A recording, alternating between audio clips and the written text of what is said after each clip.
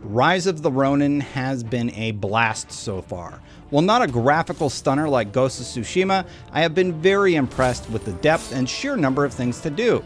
The story is compelling and gives you motivation to keep going to see what's next. There's plenty of gear you can acquire to make a stronger build. Characters you meet during your journey will join your crew and fight alongside you. There's a transmogrification system that lets you customize your appearance while also having the best gear possible equipped, and you can pet cats.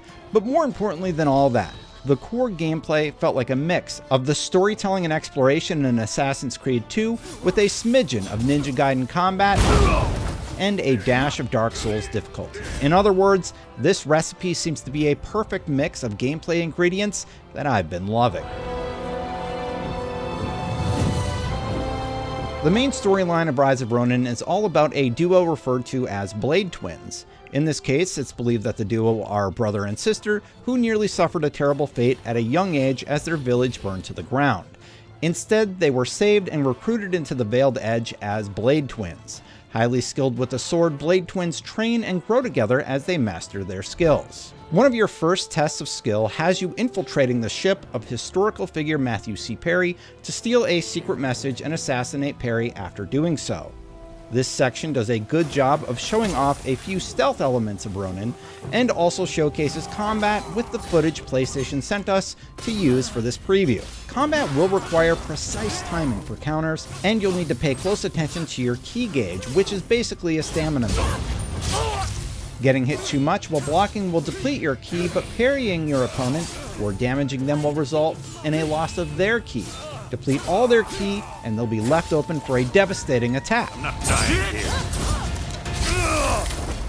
The back and forth is a lot of fun in practice, but it's not easy to hit that perfect timing.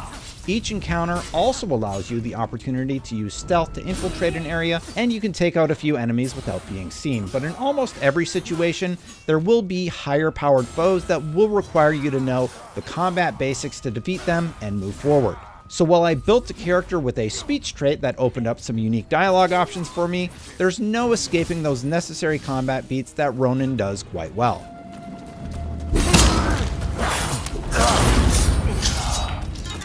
All the practice has paid off. What? Don't move!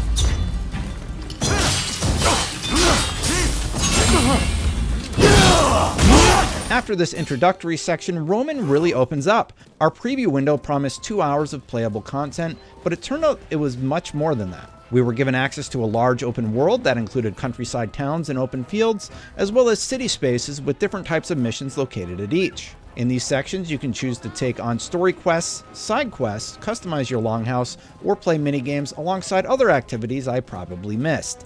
The provided footage we're allowed to use in this preview does a good job of showcasing a smattering of options available to players, but even this feels like it's just a glimpse into what's available, as I haven't even played some of what you're seeing yet. One notable mission in the footage was a story beat where I fought alongside the eccentric Ronin to gain his allegiance in one of the battle missions. In our preview, battle missions allow us to gain ally allegiance as part of core story missions.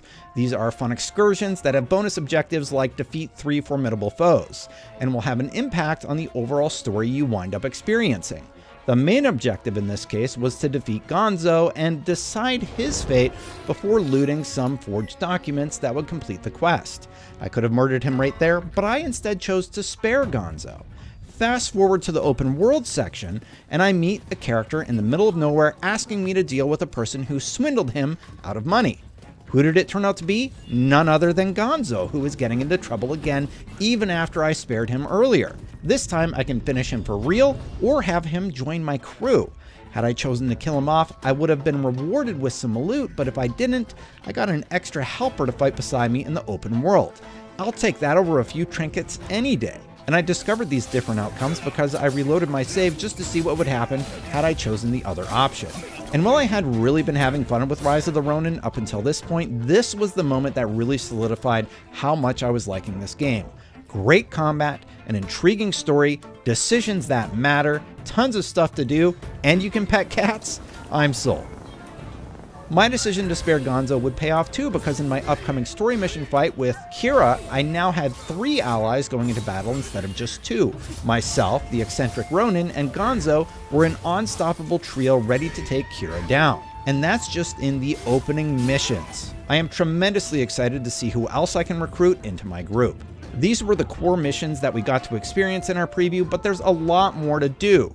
While running in the open world, you might come upon towns that are overrun with troublemakers that you'll need to dispatch to restore order. There are mini games like the Gatling gun firearm range that was teased in the footage Sony sent over, or the glider mini games that challenge you to break all the targets floating in the sky. And while they didn't show much of it in the video that we're allowed to use, there's an entire gear system at play that encourages you to learn different weapons and use tools like the sub-weapon class that includes things like throwing stars, rifles, bows, and more for combat to get a leg up in battle. That's in addition to your main weapons, by the way, which have a smattering of samurai classics. Rise of the Ronin is poised to give players a lot to dive into, and while it doesn't quite live up to PlayStation's first-party open-world exclusives in the graphics department, the developers at Team Ninja have focused on what's important. An engaging story that has a great hook to keep you exploring, a fun gameplay system that will keep you striving to perfect your skills, and all of that is found alongside a smattering of fun activities to challenge yourself with. I can't wait to see how it all comes together when Ronin launches later this month. For more on the latest upcoming games, don't miss our previews of South Park Snow Day and my real final preview of Dragon's Dogma 2. And for the rest of your gaming news, previews, features, reviews, and game help, stay here on IGN.